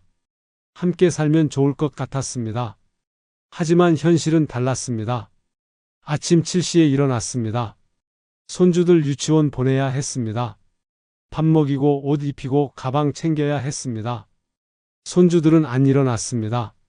밥도 안 먹었습니다. 옷도 안 입었습니다. 정 씨는 애원했습니다. 겨우 유치원 버스에 태웠습니다. 벌써 지쳤습니다. 낮에 쉬려고 했습니다. 하지만 못 쉬었습니다. 손주들 빨래해야 했습니다. 방 청소해야 했습니다. 저녁 준비해야 했습니다. 숨 돌릴 틈이 없었습니다. 오후 3시에 손주들이 왔습니다. 정 씨는 간식 줬습니다. 손주들이 먹으면서 흘렸습니다. 바닥이 엉망이 됐습니다. 정 씨는 닦았습니다. 무릎이 아팠습니다. 손주들이 놀아달라고 했습니다. 정 씨는 놀아줬습니다. 술래잡기를 했습니다. 10분 만에 숨이 찼습니다. 다리가 후들거렸습니다. 67살 할머니가 5살, 3살 아이 상대로 뛰어다녔습니다. 젊었을 때도 이렇게 안 뛰었습니다. 저녁 6시에 며느리가 퇴근했습니다. 정 씨는 저녁을 차렸습니다. 손주들이 밥을 안 먹었습니다. 장난쳤습니다. 며느리는 지쳐서 손도 안 댔습니다. 정 씨가 손주들 먹이느라 밥이 식었습니다. 정 씨는 찬밥을 먹었습니다. 저녁 9시에 손주들 재웠습니다. 동화책 읽어줬습니다. 한 권 읽으면 또 달라고 했습니다. 5권 읽었습니다. 목이 쉬었습니다. 겨우 잠들었습니다. 정 씨도 쓰러져 잤습니다. 새벽 2시에 손주가 울었습니다. 악몽 꿨다고 했습니다. 정 씨가 일어났습니다. 며느리는 안 일어났습니다. 아들도 안 일어났습니다. 정 씨만 일어났습니다. 손주 재우느라 1시간 걸렸습니다. 새벽 3시에 잤습니다. 4시간 후면 또 일어나야 했습니다. 이런 생활이 1년 넘게 계속됐습니다. 정 씨는 늙었습니다. 머리가 새하얗게 셌습니다. 허리가 굽었습니다. 무릎이 아파서 병원 갔습니다. 관절염이었습니다. 의사가 물었습니다. 무리하셨냐고 했습니다. 정 씨는 말했습니다. 손주 키운다고 했습니다. 의사가 말했습니다. 나이에 무리라고 했습니다. 정 씨는 결심했습니다. 나가서 혼자 살기로 했습니다. 아들이 당황했습니다. 손주들 누가 보냐고 물었습니다. 정 씨는 말했습니다. 어린이집 보내라고 했습니다. 며느리가 울었습니다. 어린이집비가 비싸다고 했습니다. 정 씨는 단호했습니다. 자기는 무료 어린이집이 아니라고 했습니다. 정 씨는 작은 빌라를 얻었습니다. 혼자 살기 시작했습니다. 1년이 지났습니다. 정 씨는 말합니다. 젊어졌다고 말입니다. 아침에 늦게 일어납니다. 낮에 쉽니다. 저녁에 드라마 봅니다. 밤에 푹 잡니다. 무릎도 나아졌습니다. 손주는 일주일에 한 번 봅니다. 놀러 갑니다. 1~2시간 놀아줍니다. 그리고 집으로 돌아옵니다. 딱 적당합니다. 예쁘기만 합니다. 힘들지 않습니다. 정 씨는 지금 말합니다. 손주 키우는 건 부모 일이라고, 할머니는 가끔 봐주는 거라고, 같이 살면 무료 보모 된다고 말입니다. 여러분은 어떻습니까? 손주 키우느라 지치지 않습니까? 허리 아프고 무릎 아프지 않습니까? 밤잠도 제대로 못 자지 않습니까? 그게 행복한 노년입니까? 혼자 사십시오. 손주는 가끔 보십시오. 놀아주고 집으로 돌아오십시오. 키우는 건 부모 몫입니다.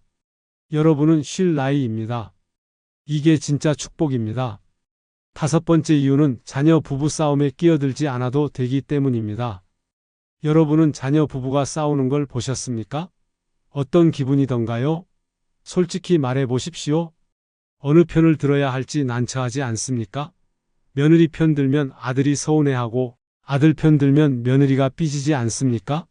맞습니다. 자녀와 살면 부부싸움 중재자가 됩니다. 서울대 사회학과 연구에 따르면 자녀와 동거하는 노인 중 71%가 자녀 부부의 갈등 상황에 개입한 경험이 있다고 합니다. 10명 중 7명이 싸움 말리다 스트레스 받는다는 겁니다. 이게 편한 노년입니까? 광주 광산구에 사시는 최모 씨 66세 어르신의 난처한 이야기입니다. 최 씨는 아들 집에서 살았습니다.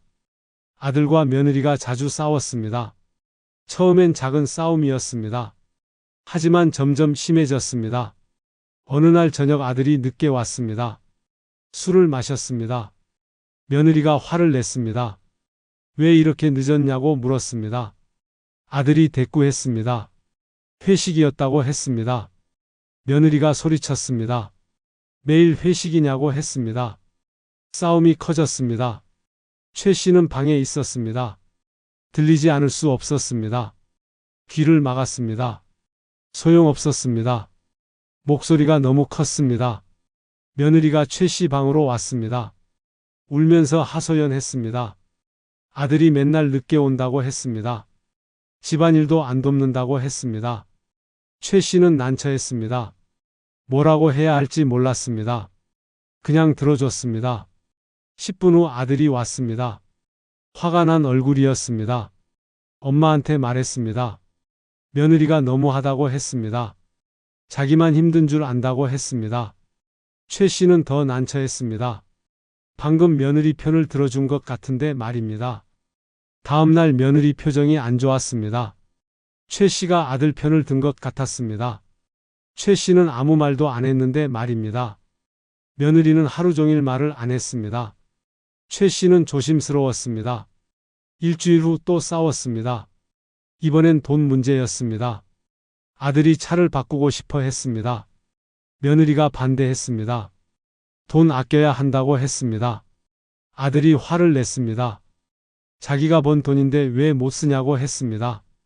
이번엔 아들이 먼저 최 씨한테 왔습니다. 자기가 맞지 않냐고 물었습니다. 최 씨는 대답했습니다. 차는 나중에 사는 게 어떻겠냐고 했습니다. 아들이 서운해 했습니다. 엄마까지 며느리 편이냐고 했습니다. 최 씨는 어이가 없었습니다. 중립적으로 말했는데 며느리 편이라고 합니까? 한 달에 서너 번 싸웠습니다. 매번 최 씨한테 왔습니다. 판결을 받으러 오는 것 같았습니다. 최 씨는 판사가 아닙니다. 뭐라고 해도 한쪽은 서운해 했습니다. 양쪽 다 기분 나쁘게 하는 재주가 생겼습니다. 어느 날 밤 싸움이 컸습니다. 그릇 깨지는 소리가 났습니다. 최 씨가 나갔습니다. 말렸습니다. 아들이 소리쳤습니다. 엄마는 나가 계시라고 했습니다. 며느리도 소리쳤습니다. 어머니한테 왜 그러냐고 했습니다. 둘이 최 씨 때문에 또 싸웠습니다. 최 씨는 방으로 들어갔습니다. 눈물이 났습니다. 최 씨는 결심했습니다. 나가서 혼자 살기로 했습니다. 아들이 말렸습니다. 왜 나가냐고 물었습니다. 최 씨는 말하지 않았습니다. 그냥 불편하다고 했습니다. 며느리도 말렸습니다. 미안하다고 했습니다. 최 씨는 흔들리지 않았습니다. 최 씨는 작은 아파트를 얻었습니다. 혼자 살기 시작했습니다. 10개월이 지났습니다. 최 씨는 말합니다. 귀가 편하다고 말입니다. 싸움 소리 안 들립니다. 하소연 안 들어줘도 됩니다. 눈치 안 봐도 됩니다. 아들 부부는 여전히 싸운다고 합니다. 하지만 최 씨는 몰라도 됩니다. 전화로 안부만 묻습니다. 부부 문제는 부부가 해결합니다. 최 씨는 상관없습니다. 최 씨는 지금 말합니다. 부부싸움은 칼로 물베기라고 끼어들면 양쪽한테 미움받는다고 같이 살면 심판된다고 말입니다. 여러분은 어떻습니까? 자녀 부부싸움 중재하느라 지치지 않습니까? 어느 편 들지 못해 스트레스 받지 않습니까? 양쪽 눈치 보느라 힘들지 않습니까? 그게 행복한 노년입니까? 혼자 사십시오. 부부싸움은 부부 일입니다. 끼어들지 마십시오. 여러분은 심판이 아닙니다. 편하게 사십시오. 이게 진짜 축복입니다.